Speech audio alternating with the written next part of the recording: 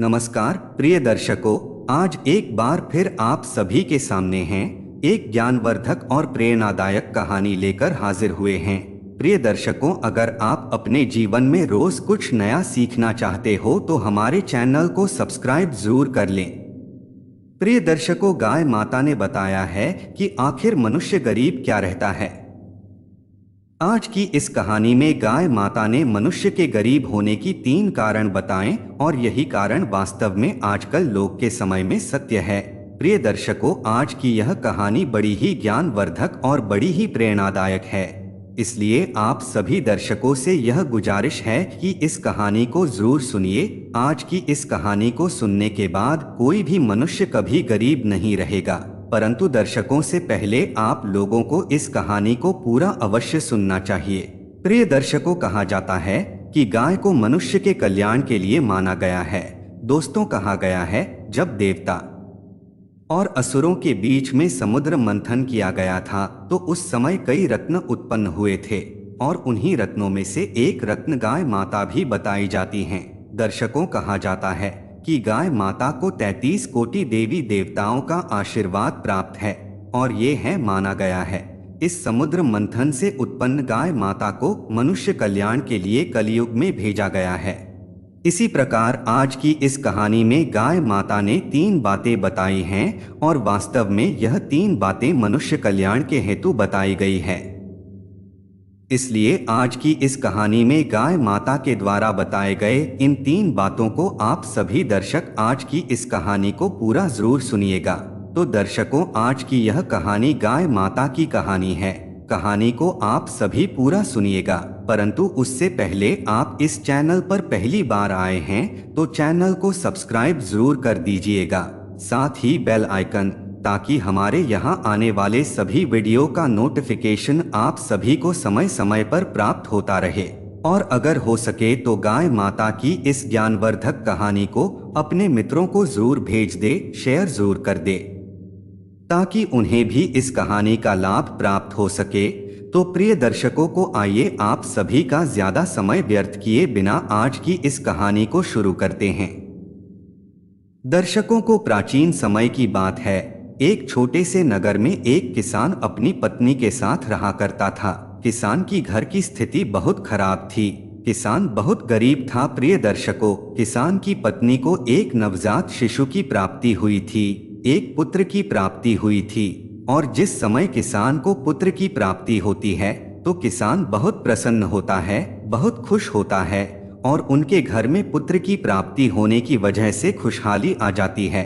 परंतु प्रिय दर्शकों, किसान का छोटा सा नवजात शिशु धीरे धीरे बड़ा होता जाता है तो उसे दूध की अधिक आवश्यकता होती है और किसान के घर में ऐसा कोई पशु नहीं था जिसकी वजह से किसान उस पशु का दूध निकालकर अपने उस बेटे को, अपने पुत्र को पिला सके। तो प्रिय दर्शकों, उसके बाद में किसान इस बात को लेकर बहुत सोचता था, बहुत चिंतित रहता था। तो किसान को एक उसका मित्र आकर बताता है, ये हमारे गांव से कुछ मील दूर वन में एक ऋषि रहते हैं और उनके पास एक बहुत सुंदर गाय है। अगर आप उस गाय को उस ऋषि से मांगकर, उस साधु से मांग कर ले आते हैं तो आप अपने पुत्र को दूध पिला सकते हैं। उस किसान का मित्र किसान से कहता है। तो किसान दूसरे दिन ही सुबह के समय है अपने घर से उस नगर से मिलो दूर जाने लगता है और चलते चलते उसे शाम हो जाती है, मगर वो किसान उस ऋषि के पास जाकर पहुंच जाता है, वन में पहुंच जाता है। ऋषि मुनि के पास जाकर किसान उन्हें प्रणाम करता है और प्रणाम करने के बाद किसान उस ऋषि से कहता है, हे ऋषि, मैं इस वन में मिलो दूर एक नगर से आया हूँ और मैं अपने पुत्र के लिए गाय लेने के लिए आया, क्योंकि जो मेरा पुत्र है वो अभी बहुत छोटा और उसे दूध की बहुत आवश्यकता है। इसलिए मैं आपके पास हूँ, गाय को लेने आया हूँ। आपसे यह निवेदन है कि कृपा करके मुझे इस गाय को दे दूं, इस गाय को अपने घर ले जाकर अपने पुत्र की भूख को शांत कर सकूं। प्रिय दर्शकों, उसके बाद में वो किसान उस ऋषि से कहता है, हे ऋषि महाराज, आप जो भी चाहोगे, जितना भी चाहोगे उतनी मुद्रा में आपको दे दूंगा, परंतु इस गाय को आप मुझे दे दीजिए। प्रिय दर्शकों, उसके बाद में ऋषि उस किसान की बात को सुनकर हंसने लगते हैं और कहते हैं, हे प्रिय बालक, अगर तुम्हारे पुत्र की दूध की भूख है तो तुम अपने पुत्र के लिए इस गाय को निशुल्क ले जा सकते हो, परंतु मैं एक भी पैसा नहीं लूंगा, क्योंकि मैं एक ऋषि हूँ और ऋषि को और साधु को वनवास काटने वाले इंसान को धन की कोई आवश्यकता नहीं होती है। इसलिए तुम इस गाय को निशुल्क ही ले जा सकते हो, परंतु इस गाय को ले जाने से पहले है मेरी कुछ शर्तें हैं और उन शर्तों को तुम्हें मानना होगा। उसके बाद में ऋषि उसके स्थान से कहने लगते हैं, हे किसान, जिसके घर में गाय माता जाती है उस घर में हमेशा सुख, समृद्धि और लक्ष्मी और वैभव और समृद्धि गाय के पीछे पीछे जाते हैं, क्योंकि गाय को 33 कोटि देवी देवताओं का आशीर्वाद प्राप्त है। और इसी कारण जिस घर में गाय माता जाती हैं उस घर में सुख और समृद्धि साथ ही जाती हैं। इसलिए तुम हमेशा इस गाय को भोजन के उपरांत भोजन, चारा और पानी और उसके रहने और बैठने की व्यवस्था समय समय पर ठीक ठाक करके रखना। वह ऋषि कहते हैं, किसान, यह भी कहा जाता है जिस घर में गाय माता जाती है उस घर में कभी भी धन की कमी नहीं होती है, क्योंकि जिस घर में गाय माता जाती है उस घर में गाय के पीछे पीछे वृद्धि सिद्धि के दाता यानी माता लक्ष्मी के मानस पुत्र है भगवान श्री गणेश जी भी जाते हैं। इसलिए तुम इस गाय को रोज सुबह उठते ही एक रोटी अवश्य खिलाया करना।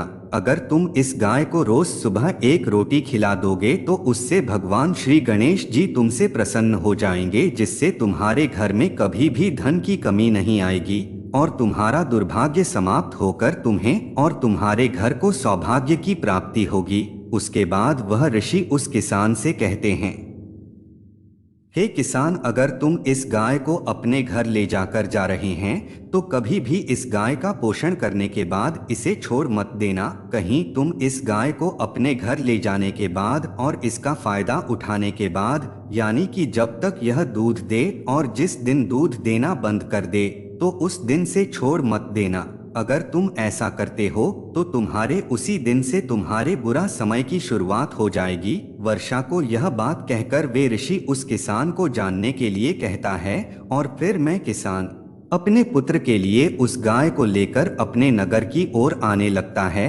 और फिर वह किसान जैसे ही अपने घर आकर पहुंचता है तो वो किसानों गाय माता को हरा चारा खिलौने लगता है और उसे अच्छी और स्वच्छ जगह पर आकर और एक पानी के स्थान पर बांध देता है।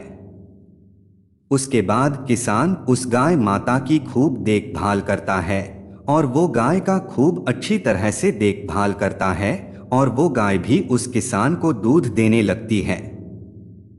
वो किसान उस गाय के द्वारा दिए गए उस दूध को अपने बेटे को पिलाकर उसकी भूख शांत करता है।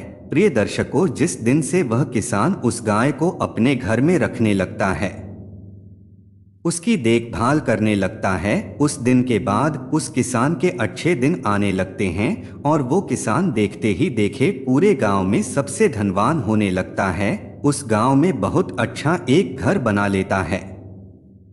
दर्शकों, जिस दिन वह किसान अपने किसी कार्य को लेकर अपने घर से बाहर जा तो वह अपनी पत्नी से इस बात को बोलकर जाता कि गाय माता को किसी चीज की कमी नहीं होनी चाहिए। दर्शकों, इस तरह वो किसान गाय माता की खूब देखभाल करता है और गाय माता उस किसान को जागृत रूप से परिचय देती रही। परंतु प्रिय दर्शकों, फिर एक दिन की बात है, गाय दूध नहीं देती है।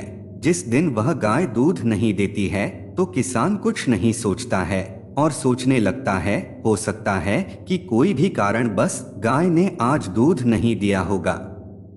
परंतु प्रिय दर्शकों, फिर जैसे ही दूसरा दिन आता है तो उस दिन भी गाय दूध नहीं देती है और देखते ही देखते गाय बिल्कुल दूध देना बंद कर देती है।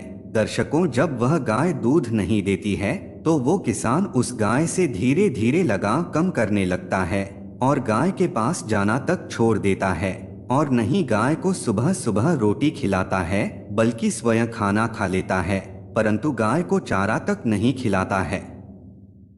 उसके बाद गाय माता को समय समय पर भोजन नहीं मिलता है तो गाय माता बहुत ज्यादा कमजोर हो जाती है और फिर एक दिन वो किसान गाय माता के पास आता है और गाय माता को देखकर बहुत क्रोधित होता है और गाय को अपने स्थान से खोलकर जंगल की ओर ले जाने लगता है और जंगल में जाकर छोड़ देता है।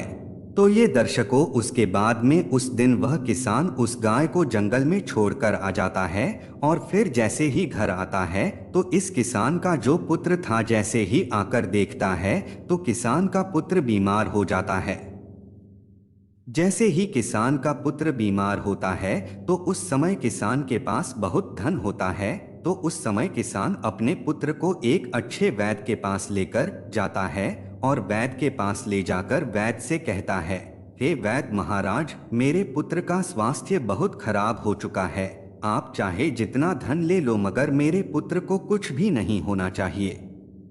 तो दर्शकों, जो किसान का पुत्र था उसकी हालत बहुत ज्यादा खराब हो जाती है और वैद्य उस किसान से कहता है कि पैसा धन बहुत चाहिए। तो दर्शकों, वो किसान का जो भी धन था वो सारा धन जितना भी उसके पास था वो सारा धन उसके पुत्र के इलाज में लग जाता है और उसके बाद उसके पुत्र की स्वास्थ्य में कोई भी सुधार नहीं आता है और अंत में वो वैद्य और धन के बारे में बोलता है तो वो किसान सेठ अपने द्वारा बनाए गए उस घर को भी बेच देता है और अपने पुत्र के इलाज भी लगा देता है।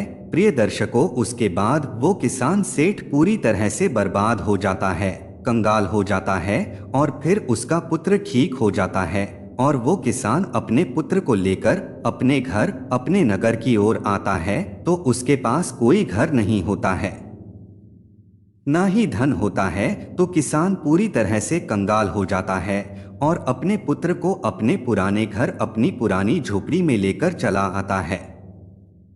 वहां पर जाकर रोने लगता है और बहुत उदास होता है।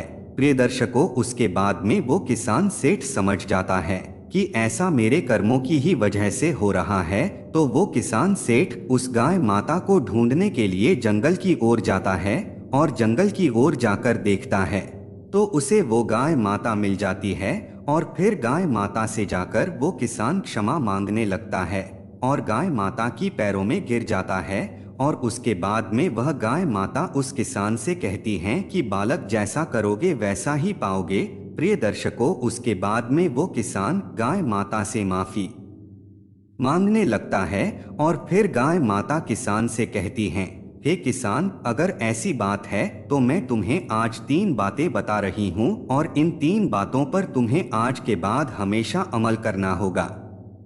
तो प्रिय दर्शक, उसके बाद में गाय माता उस किसान को 3 बातें बताने लगती हैं और कहती हैं, एक किसान, पहली बार कभी भी किसी भी मनुष्य को अपने मित्र के साथ छल नहीं करना चाहिए, क्योंकि जो मनुष्य अपनी मित्र के साथ छलकता है या फिर अन्य किसी व्यक्ति के साथ छलकता है या फिर उसका शोषण करता है, उसका फायदा उठाता है, वह मनुष्य, वह इंसान अपने जीवन में कभी सुखी नहीं रहता है।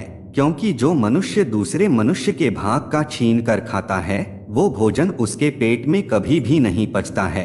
इसलिए कभी भी किसी भी मनुष्य को किसी के साथ छल और उसका फायदा नहीं उठाना चाहिए।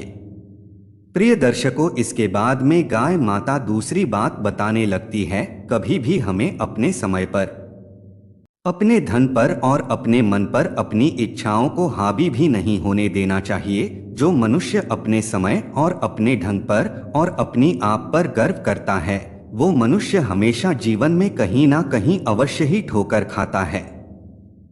क्योंकि हर मनुष्य का समय एक जैसा नहीं होता है। क्योंकि कभी देखा जाए तो अभी भी देख लेना, जो पहाड़ों में और जंगलों में पत्ता होते हैं वह पत्ता कभी पत्थर के नीचे होता है तो कभी पत्ता पत्थर के ऊपर होता है। ठीक इसी प्रकार समय एक ऐसी गाड़ी है जो बदलते समय नहीं लगता। इसलिए कभी भी किसी भी मनुष्य को अपने समय पर, अपने ध्यान पर और अपने मान पर गर्व नहीं करना चाहिए। प्रिय दर्शकों, उसके बाद में गाय माता तीसरी बात बताने लगती है और कहती है कि कभी भी किसी भी मनुष्य को अपने घर के मामले में अन्य लोगों से ऋण नहीं लेनी चाहिए। क्योंकि प्रिय दर्शकों, कहा जाता है कि अगर हमारे घर में लड़ाई झगड़ा हो और अगर हम उस झगड़े के बारे में हमारे पड़ोस के अन्य लोगों से किसी भी चीज के बारे में राय ले रहे हैं तो भाई लोग हमेशा काम को बिगाड़ने के बारे में ही सोचते हैं। इसलिए कभी भी अपने किसी कार्य के लिए अन्य लोगों से नहीं पूछना चाहिए। और साथ ही अपने घर की बातों को अन्य लोगों को नहीं बताना चाहिए। दर्शकों, ये 3 बातें हैं। गाय माता उस किसान को बताती है और किसान फिर से उसी समय गाय माता को अपने घर के लिए और लेकर फिर से चला जाता है। घर ले जाने के बाद वह गाय माता की खूब सेवा करता है और गाय माता के द्वारा बताए गए उन 3 बातों पर अमल करता है। और प्रिय दर्शकों, देखते ही देखते वो किसान घर से धनी होने लगता है और उसका अच्छा समय आने लगता है। तो प्रिय दर्शकों, इस प्रकार आपको आज की यह कहानी कैसी लगी कमेंट बॉक्स में जरूर बताइएगा। साथ ही उम्मीद करते हैं कि आप सभी को आज की यह कहानी पसंद आई होगी। इस कहानी को लाइक और शेयर जरूर कर दीजिएगा।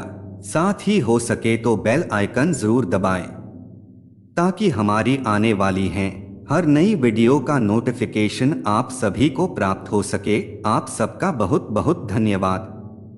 जय श्री कृष्णा। हर हर महादेव।